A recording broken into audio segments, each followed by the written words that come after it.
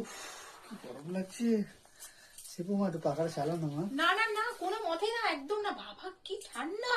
আরে আমার তো গরম লাগছে বল। একদম না, একদম না, কোনো মতে না, পাখা চালানো যাবে না। তুমি যা বলো বলো, পাখা চালানো খুব যাবে না। ঠান্ডা, পাখা চলবে না।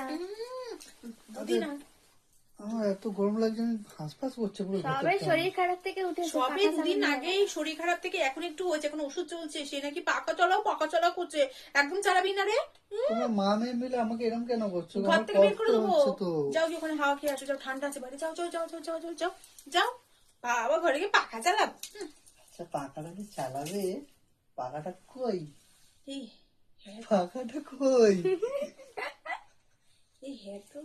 আরে পাখাটা কই? এটা জানে না কেউ যে পাখাটা জানে, মানে জানে না, মানে জানে কিন্তু তো মাথা থেকে আউট হয়ে গেছে। ঠিক আছে, আমি ভাবলাম পাখাই তো নেই। এর থেকে একটা প্র্যাঙ্ক করি। ঠিক আছে, যে পাখাটা নেই, এরা তো অভ্যস্ত পাখা চালিয়ে চালিয়ে, তো পাখাটা যে নেই আমি প্র্যাঙ্কটা করেছি। এ দেখো আমার জালে ফেসেও গেল।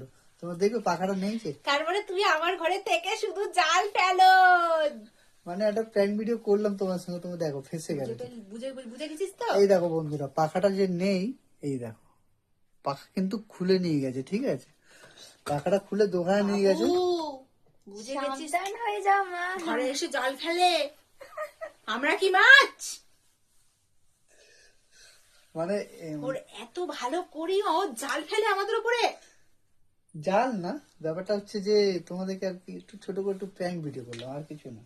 তো এরা দুজন আমার সঙ্গে খুব মজা করে এরকমই। ঠিক আছে, আজকে আমি এদের সঙ্গে অ্যাপ্লাই করলাম, দেখলাম ঠিক এরা ফেসেও গেছে। ঠিক আছে, আবার অ্যাপ্লাই করেছে, অ্যাপ্লাই করেছে আবার, মানে কি শুরু করেছে।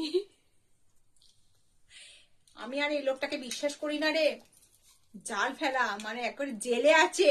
সাবধান, খুব সাবধান, যখন তখন জাল ফেলে। প্রোটেক্ট রাখতে হবে নিজেকে। বন্ধুরা, তোমাদের বাড়ির মানুষগুলো এরকম না তো জাল ফেলা? সাবধান হয়ে যাও, জালি মাল আছে, আমাদের সুন্দর নষ্ট করে দিতে পারে যে কোনো মুহূর্তে জালে ফেলে। দেখছি দেবে। আর কি বলবো বলো, মজা করতে আসলাম, জালি মাল বানিয়ে দিল। বন্ধুরা, ঘরের বড়দের থেকে একটু সাবধানে থাকতে হবে। মজা করা যাবে না, বলবো দাগি আসামি আছে, বুঝলে তো? মানে কিছু কিছু এক্সট্রা ওভারলোড কিছু করা যাবে না। মজা করতে আসলাম, দাগে আসামি বানিয়ে দিল, জালি বানিয়ে দিল, আরো যে কত কিছু বলবে। তার থেকে ভালো বাবা চুপচাপ থাকি, বিয়ের পর যেরকম চুপ হয়ে গেছে এরকম চুপই থাকি। এটাই হয় আমার সাথে ঘরের মধ্যে। মন খুলে কিছু, ওই দেখো তাকাচ্ছে, দেখেছো?